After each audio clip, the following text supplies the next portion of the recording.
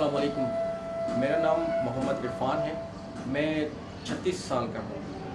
असल में मैं एक ऐसी बीमारी का पेशेंट हूँ जिसका ऑल ओवर द वर्ल्ड कोई ट्रीटमेंट नहीं है। इस बीमारी का नाम है मस्कुलर डिस्ट्रोफी। अच्छा, असल में मसला ये है कि अब ये तो पेशेंट्स के ऊपर जो ना डिपेंड करता है कि वो बीमारी को किस जाविये से देखते हैं। और अगर आप मैं अगर अपना बताऊं तो मैं तो ये समझता हूं कि ये मस्कुलर डिस्ट्रोफी कुछ भी नहीं है सिवाय 17 अल्फ़ाबेट्स की। ये बीमारी मुझे 96 में हुई थी मुझे। तो पहले तो मुझे इसके बारे में मालूम नहीं था कि ये क्या चीज़ है क्या चीज़ नहीं है। फिर उसके बाद मुझे लाइब्रेरी में मेरा एक दोस्त मिला था। तो उन्होंने जब मुझे देखा तो उन्होंने मुझे कहा कि ये बीमारी है और इस बीमारी का ऑल ओवर द वर्ल्ड कोई इलाज नहीं है। जब उसने मुझे ये कहा कि इसका इलाज नहीं है और जो मुझे उसने कंसिक्वेंसेस के बारे में बताया था तो यकीन कह रहे मैं टस से मस नहीं हुआ। मुझे इन्हीं के एक होता है ना कि जो बंदा बोलता है कि मुझे ये हो जाएगा, मुझे वो हो जाएगा, मगर इसके मुतालिक जो ना मैंने बिल्कुल नहीं सोचा। मैंने अपनी एजुकेशन मैंने जारी और सारी रखी। मगर मेरे लिए आसान नहीं था कि मुझे सेंटर जाना होता था, मुझे कॉलेज वगैरह जाना होता था, मुझे बसों में सफ़र करना होता था, मुझे बहुत मेरे को इंजरीज हुई थी मुझे। और मेरी लाइफ जो ना बहुत यानी कि चैलेंजिंग थी, तो काफ़ी इन्हीं की दुश्वारी थी। मगर फिर भी जो ना मैंने इसको कंटिन्यू किया। मैंने तो 1 ईयर डिप्लोमा भी किया मैंने नून कॉलेज से IT में। और इसके अलावा फिर मैंने लिनक्स एडमिनिस्ट्रेशन का कोर्स भी किया। तो ये जो मेरा जितना भी एक्सपीरियंस रहा मेरा इसका, तो ये बहुत चैलेंजिंग था। मगर फिर भी जो ना मैंने इसको जारी रखा। असल में मेन चीज़ ये है कि मैं अपने आप से, अपने अंदर से नहीं आ रहा था। क्योंकि आपको पता है कि दुनिया में जो ना जितनी भी चीज़ें हैं वो 2 चीज़ों से जो ना पूरा 2 चीज़ें उनको कंट्रोल करती हैं। पहली चीज़ है बिलीव्स, कि आपके बिलीव्स क्या हैं। दूसरी चीज़ वैल्यू। मिसाल के तौर पर कोई बंदा वैल्यू देता है ज़िंदगी को, कोई अपनी फैमिली को वैल्यू देता है, कोई एजुकेशन को वैल्यू देता है।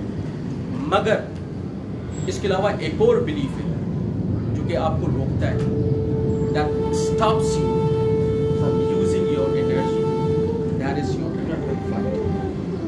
You have to first conquer it, then go after the things. मैंने सबसे पहले इसको तय किया। और इसके अलावा जब आगे में बढ़ा, मैंने स्पेनिश एम्बेसी में मैंने फ़ोन किया था, मेरे को हेल्प की ज़रूरत थी आगे बढ़ने के लिए। तो मैंने और मैडम हुसैन से मैंने बात की, उन्होंने मुझे एक मैडम के पास भेजा। वहाँ पर जो ना मेरी लाइफ की न्यू जर्नी स्टार्ट की। मैंने लैंग्वेज सीखी। सबसे पहले मैंने स्पेनिश लैंग्वेज सीखी, उसके बाद फ्रेंच, देन कास्टेलियन, उसके बाद दूसरी लैंग्वेजेस मैंने सीखी। और मेरा मोटिवेशन लेवल जो ना आप जो ना बढ़ता गया। फिर उसके अलावा फिर मैंने साइकोलॉजी मैंने पढ़ी क्योंकि मसला ये है कि मुझे मयान नहीं बनना था, मुझे तलवार बनना था। तलवार इस सेंस में कि मेरी जो बीमारी की जो कॉन्सिक्वेंसेस है उसको मैं तलवार से मैं ना तोड़ सकूँ। अभी ये कि चैलेंजेस मेरे पास बहुत है, उठने में प्रॉब्लम, जाने में प्रॉब्लम, मगर फिर भी मैं अपनी सोसाइटी के लिए कुछ करना चाहता हूँ। मैं लोगों को ट्रेन करना चाहता हूँ।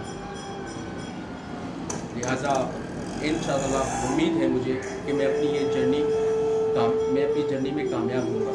और दोस्तों, आप सब लोग के लिए मेरा पैगाम है, आप यकीन करें कि आप लोग अल्लाह रब्बुल इज़्ज़त का शुक्र अदा करें कि आप लोग के ये 2 हाथ और ये पैर सलामत हैं। अल्लाह रब्बुल इज़्ज़त ने आप लोगों को इतनी नेमत से नवाजा है। तो प्लीज़ अपनी लाइफ में डीमोटिवेट मत होना, आपको ये सफ़र जारी रखना है। जब आप ये समझो कि आपकी प्रॉब्लम हो रही है तो आप दूसरे लोगों की तरफ भी देखो कि वो लोग किस प्रॉब्लम से गुजर रहे हैं और कैसे अपनी लाइफ गुजार रहे हैं। मुझे उम्मीद है कि इंशाल्लाह आप लोग कभी डीमोटिवेट नहीं होंगे। और इसके अलावा आखिर में मैं ये कहना चाहूँगा, yo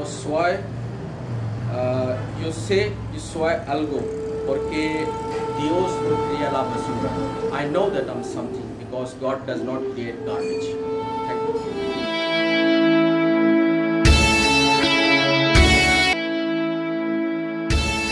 आगे बढ़ें, हमारे साथ आएं, अपनी सोच को मुस्बत बनाएं, पाकिस्तान से प्यार करें, अच्छा काम करने वालों के साथ ताउन करें। अगर आपके पास भी कोई ऐसी कहानी है तो हमें बताएं।